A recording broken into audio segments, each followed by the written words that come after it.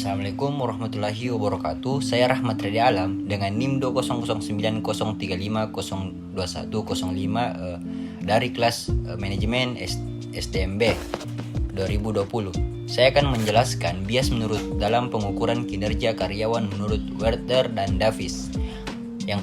Adapun kinerja karyawan menurut Werther dan Davis yaitu yang pertama, halo efek. Bias ini terjadi apabila penilai menyukai atau tidak menyukai karyawan. Apabila penilai secara pribadi menyukai karyawan, maka penilai cenderung akan memberikan penilaian positif pada semua aspek penilaian.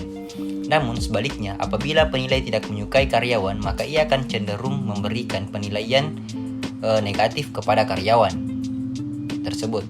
Nah, yang kedua yaitu leniency and severity effect. Lisensi efek terjadi apabila penilai memiliki kecenderungan untuk bersikap baik kepada karyawannya. Ia merasa bahwa ia harus berbaik hati kepada karyawan. Dengan begitu, penilai akan memberikan penilaian yang cenderung pada setiap aspek penilaian. Sedangkan severity effect terjadi apabila penilai memiliki falsafah yang sebaliknya dari lisensi efek. Maka penilai akan memberikan penilaian yang cenderung buruk pada setiap aspek penilai. Nah, yang ketiga yaitu central tendency. Central tendency adalah sebuah bias yang terjadi apabila penilai memiliki tingkat toleransi yang terlalu tinggi. Penilai tidak mau memberikan penilaian yang terlalu tinggi maupun terlalu rendah pada bawahannya, sehingga hasil penilaian akan cenderung berada pada nilai rata-rata. Hal ini akan menguntungkan karyawan yang memiliki kinerja yang buruk, namun sebaliknya akan merugikan karyawan yang memiliki kinerja yang sangat baik. Selanjutnya, yang keempat yaitu assimilation and differential effect. Assimilation in effect yaitu terjadi apabila penilai cenderung menyukai karyawan yang memiliki kesamaan dengan penilai.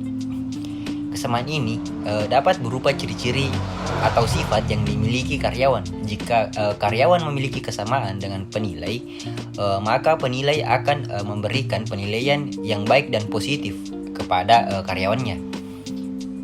Berbeda dengan differential effect.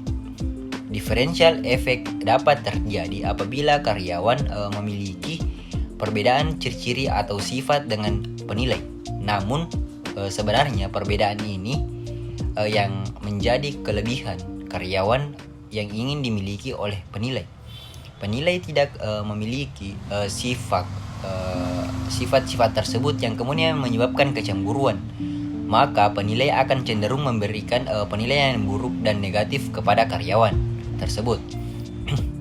Selanjutnya yang kelima yaitu first impression error. Bias ini disebabkan oleh cinta pandangan pertama.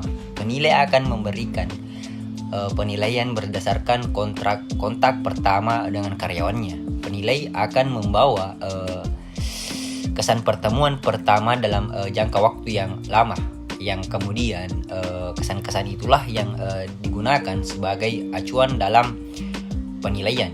Yang keenam yaitu regency effect. Regency effect terjadi karena penilai memberikan nilai berdasarkan kejadian yang baru-baru saja dialami dan melupakan prestasi ataupun kesalahan yang sudah dilakukan pada masa lampau. Dari bias-bias yang sudah dijelaskan tadi di atas dapat diambil kesimpulan bahwa hal itu dapat mengakibatkan kesalahan penilai dan merugikan karyawan. Tidak hanya karyawan yang dirugikan, namun kesalahan dalam menilai karyawan juga menyebabkan kesalahan dalam bertindak dan dapat merugikan suatu organisasi ataupun perusahaan. Oleh sebab itu, harus menyadari keberadaan bias-bias tersebut agar dapat menghindarinya, dapat memberikan penilaian yang lebih objektif dan akurat kepada pegawai. Nah, demikian yang dapat saya jelaskan. Lebih dan kurangnya mohon dimaafkan. Wabillahi taufiq wal hidayah. Wassalamualaikum warahmatullahi wabarakatuh.